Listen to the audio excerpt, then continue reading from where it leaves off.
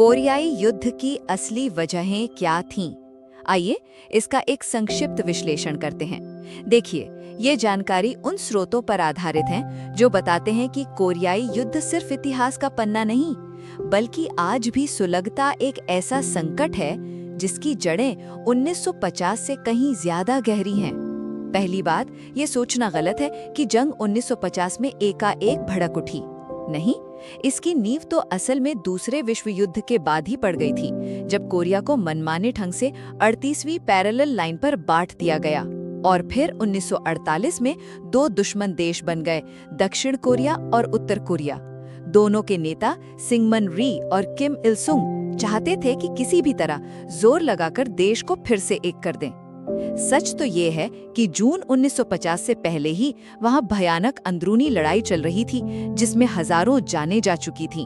दूसरी बात, 1950 में जो बड़े पैमाने पर हमला हुआ ना, उसका फैसला सिर्फ अंदरूनी नहीं था, बाहरी ताकतें भी थीं। सोवियत लीडर स्टालिन ने पहले तो किम इल सुंग को हमले के लिए मना किया था। डर था कि अमेरिका बीच में आ जाएगा।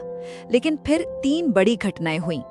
सोवियत संघ ने अपना पहला परमाणु बम टेस्ट किया, चीन में कम्युनिस्ट जीत गए और अमेरिकी विदेश मंत्री डीन एचेसन ने एक भाषण में कह दिया कि कोरिया अमेरिका के रक्षा दायरे से बाहर है।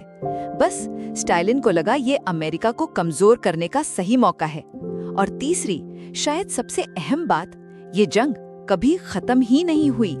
1953 का युद्ध विराम समझौता बस एक टेम्परेरी रोक थी, कोई शांति संधि नहीं। दक्षिण कोरिया ने तो इस पर साइन करने से भी इनकार कर दिया था। तो ये जो झगड़ा है कि असली कोरिया कौन है, ये आज तक सुलझा ही नहीं।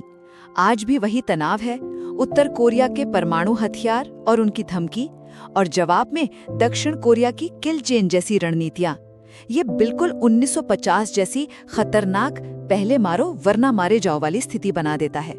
तो कुल मिलाकर कोरियाई युद्ध अंदरूनी झगड़ों और बाहरी महाशक्तियों की चालों का एक पेचीदा नतीजा था, जिसकी विरासत आज भी कोरियाई प्रायद्वीप में तनाव और अस्थिरता बनाए हुए है।